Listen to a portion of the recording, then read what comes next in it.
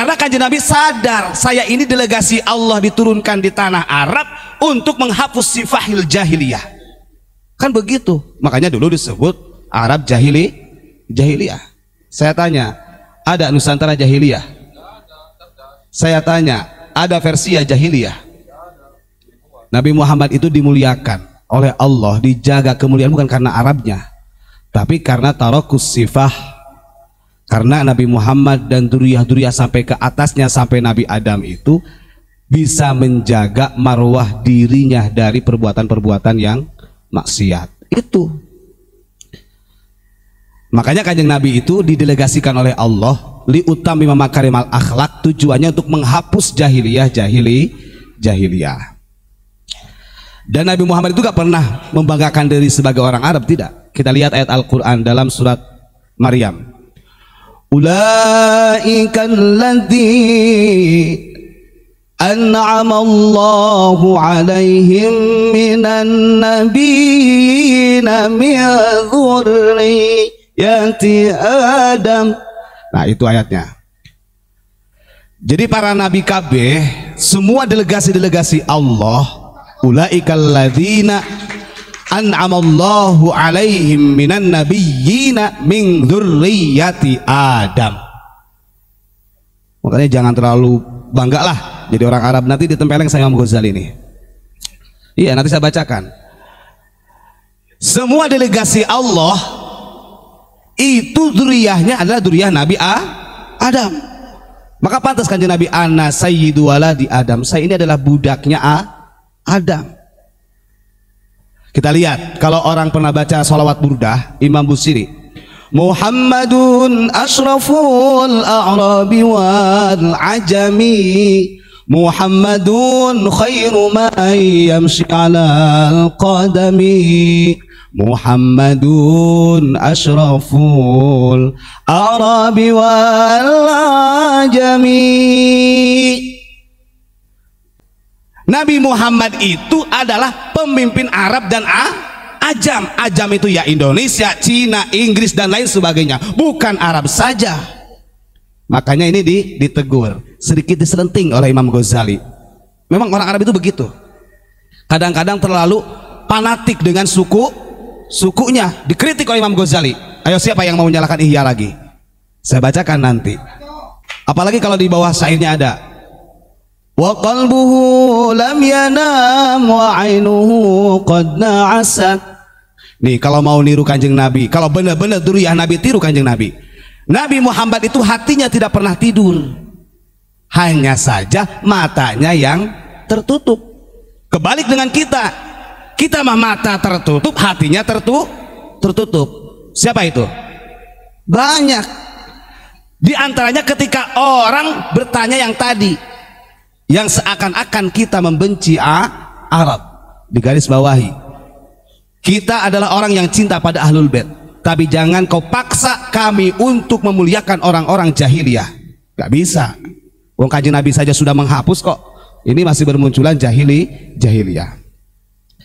Ada yang hafal bundanya? Coba bareng-bareng.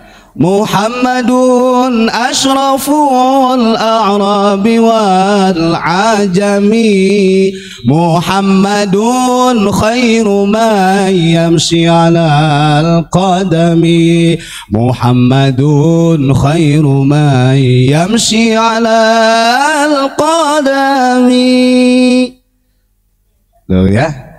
Jadi yang dihafal jangan ya tarim itu doang, yang dihafal itu toh.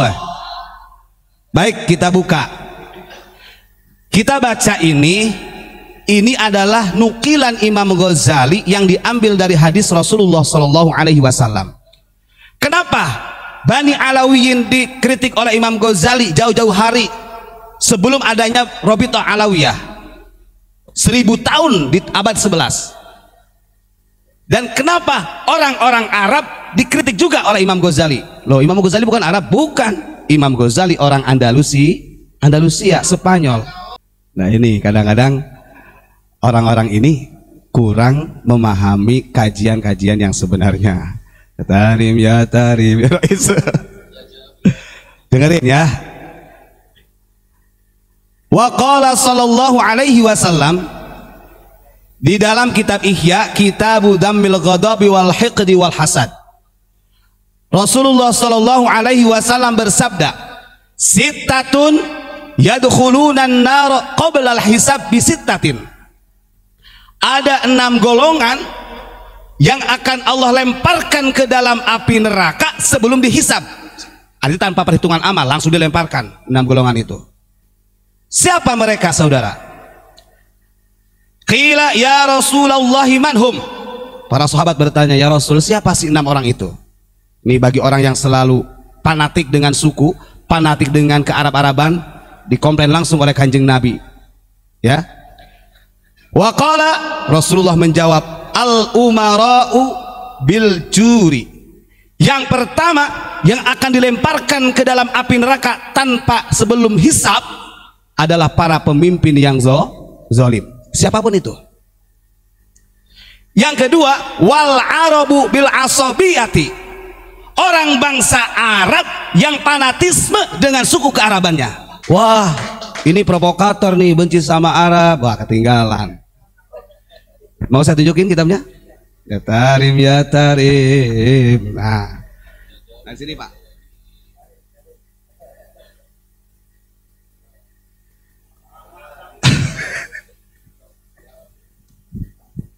Makanya kan kenal dalam ilmu fikih asobah. Asobah itu, asobiyah itu biasanya binnya gitu loh, kayak. Nah, dengan suku atau marga. Ingat. Yang kedua, orang yang akan dilemparkan ke dalam api neraka sebelum dihisab oleh Allah, wal arabu bil asobiyati. Orang-orang Arab yang selalu fanatik dengan suku Arabnya. Sekarang kamu, makanya jangan tanya yang aneh-aneh ke kita. Oh, kamu bisa malu, dibuka kitabnya tuh. Makanya Kanjeng Nabi balance, Kanjeng Nabi Sayyidul Arabi wal Ajam. Gak bisa, ini hadis Kanjeng Nabi. Siapa yang mau mengoreksi hadis Kanjeng Nabi? Ini sangat dibenarkan. Karena Kanjeng Nabi sadar, saya ini delegasi Allah diturunkan di tanah Arab untuk menghapus sifahil jahiliyah. Kan begitu. Makanya dulu disebut Arab jahiliyah. Saya tanya, ada Nusantara jahiliyah? Saya tanya, ada Persia jahiliyah? Wah, kan itu kan hanya pembelaan saja. Bukan. Saya sudah menyampaikan cara Allah mengirim delegasinya itu ke tempat di mana yang kondisi akhlaknya buruk. Kan begitu. Indonesia sudah beradab, Nusantara itu sudah beradab.